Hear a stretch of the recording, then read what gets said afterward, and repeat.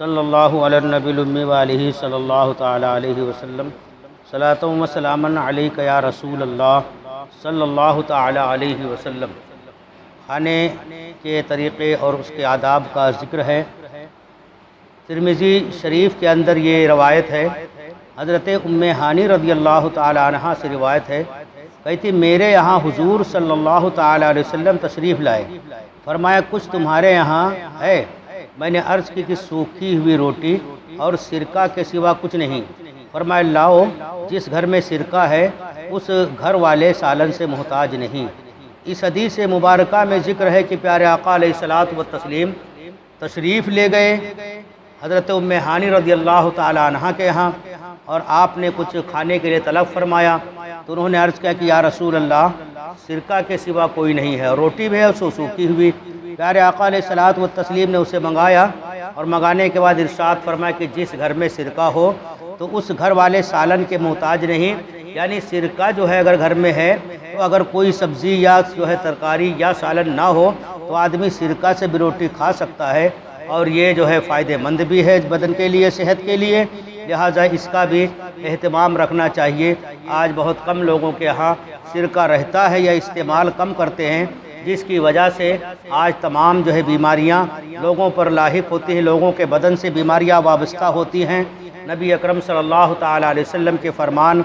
آپ کی سنت اور آپ کے طریقہ کار پر عمل کیا جائے تو بیماریوں سے بھی بچا جا سکتا ہے، اور سنت رسول پر عمل کرنے کی وجہ سے ثواب بھی حاصل کیا جا سکتا ہے۔ تو یہ سرکہ جو ہے یہ بنا بھی سکتے گھر میں، اور بنایا بھی ملتا ہے، یہ موجود رہا، کبھی وقت ہے اتفاق ایسا کچھ نہ رہا تو روٹی سے آدمی جو ہے سرکہ سے روٹی کھا سکتا ہے۔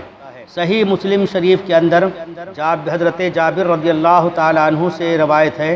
کہ رسول اللہ صلی اللہ تعالی علیہ وسلم نے گھر والوں سے سالن کو دریافت کیا، لوگوں نے کہا ہمارے یہاں سرکہ سے کے سوا کچھ نہیں۔ حضور نے اسے طلب فرمایا اور اسے کھانا شروع کر دیا، اور بار بار فرمایا کہ سرکہ اچھا سالن ہے، سرکہ اچھا سالن ہے، یعنی اچھی طرح اس سے آدمی روٹی کھا سکتا ہے، اور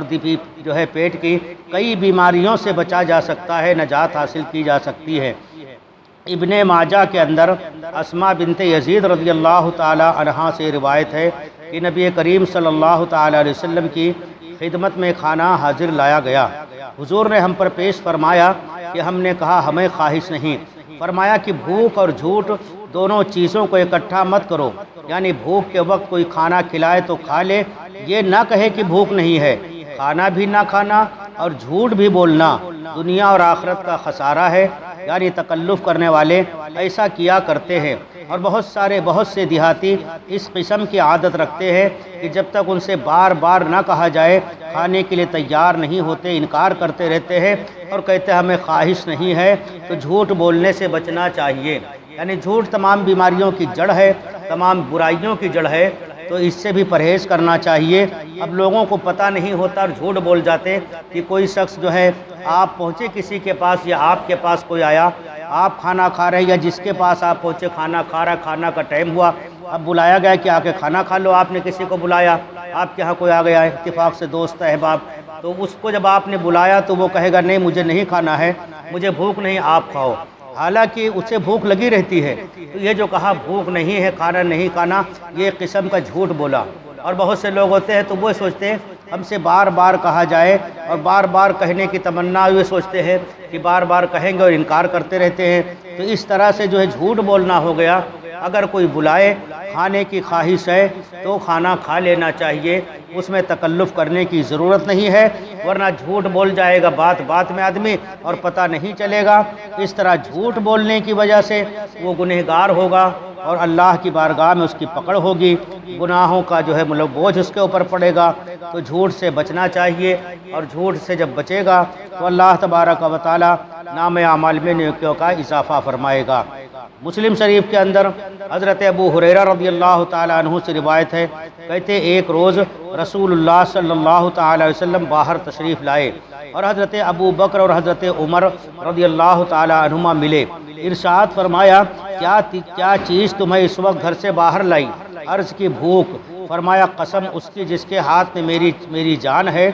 جو چیز تمہیں گھر سے باہر لائی وہی مجھے بھی لائی۔ ارشاد فرمایا اٹھو، وہ لوگ حضور کے ساتھ کھڑے ہو گئے اور ایک انصاری کے ہاں تشریف لے گئے۔ دیکھا تو وہ گھر میں نہیں ہیں۔ انصاری کی بیوی نے جو ہے ان حضرات کو دیکھا، انصاری کی بیوی نے پر جو ہے دیکھا کہ یہ حضرات آ رہے ہیں، تو آنے کے بعد مرحبا کہا اور اہلاً کہا۔ حضور نے دریافت فرمایا کہ فلاں شخص کہاں ہے؟ کہا کہ میٹھا پانی لینے گئے ہیں۔ اتنے میں وہ انصاری آ گئے۔ حضور کو اور شیخین کو دیکھ کر، یعنی حضرت ابوبکر صدیق، حضرت عمر کو دیکھ کر ان انصاری نے کہا الحمدللہ، آج مجھ سے بڑھ کر کوئی نہیں جس کے یہاں اتنے معزز مہمان آئے ہوئے ہیں۔ پھر وہ کھجور کا ایک خوشہ لائے جس میں ادھ پکی اور کچھ جو ہے خشک کھجوریں بھی تھیں اور رطب بھی تھی۔ ان حضرات نے کہا کہ جو ہے، اور ان حضرات سے کہا کہ کھائیے، اور خود چھری نکالی اور یعنی بکری ذبح کرنے کا ارادہ کیا۔ حضور نے فرمایا کہ دودھ والی کو نہ ذبح کرنا۔ انصاری نے بکری ذبح کی اور ان حضرات نے بکری کا گوشت کھایا اور کھجوریں کھائیں، پانی پیا۔ جب کھا پی کر فارغ ہوئے، حضرت ابوبکر اور حضرت عمر رضی اللہ تعالیٰ عنہما نے فرمایا قسم ہے اس کی جس کے ہاتھ میں میری جان ہے، قیامت کے دن اس نعمت کا سوال ہوگا کہ تمہیں بھوک گھر سے لائی اور واپس ہونے سے پہلے یہ نعمت تم کو ملی۔ تو اس حدیث مبارکہ میں ذکر ہے اس بات کا کہ پیارے آقا علیہ الصلوۃ والتسلیم حضرت ابوبکر و عمر رضی اللہ تعالیٰ عنہما تشریف لے گئے ایک انصاری صحابی کے یہاں، تو انہوں نے جو ہے پیارے آقا کی مہمان نوازی کی۔ حضرت ابوبکر صدیق کے لیے جو ہے کھانا پیش کیا، کھجوریں پیش کی اور بکری کا بچہ ذبح کیا۔ یہ حضرات بڑے خوش ہوئے، انصاری صحابی کے تاج مجھ سے بڑا کوئی آدمی نہیں خوش نصیب کہ جس کا اتنے جو ہے عظیم مہمان تشریف لائے۔ معلوم ہوا کہ گھر پہ جب کوئی مہمان آ جائے تو اس کا قدر اور احترام کرنا چاہیے، اور ساتھ ہی ساتھ کسی کو اگر کھانا کھلائے گا تو اللہ تبارک و تعالیٰ اس کے بدلے میں جو ہے گھروں سے بلاؤں کو دور فرماتا ہے، بیماریوں کو دور فرماتا ہے، اور تمام پریشانیوں کو اللہ تعالیٰ جو ہے دور فرما دیتا ہے۔ مگر آج حال لوگوں کا یہ ہے کہ کوئی مہمان آ جائے تو یہی سوچتے ہیں کہ کتنی جلدی یہ جائے گا، اور یہ سوچتے رہتے ہیں کہ اسے کھانا نہ کھلانا پڑے تو بڑا اچھا ہوگا، کچھ نہ کھلانا پڑے تو زیادہ اچھا ہوگا، یہ تمنا کرتے رہتے ہیں۔ تو اس سے اندازہ لگائیں نبی پاک صلی اللہ تعالیٰ علیہ وسلم، صحابہ کرام رضوان اللہ تعالیٰ علیہم اجمعین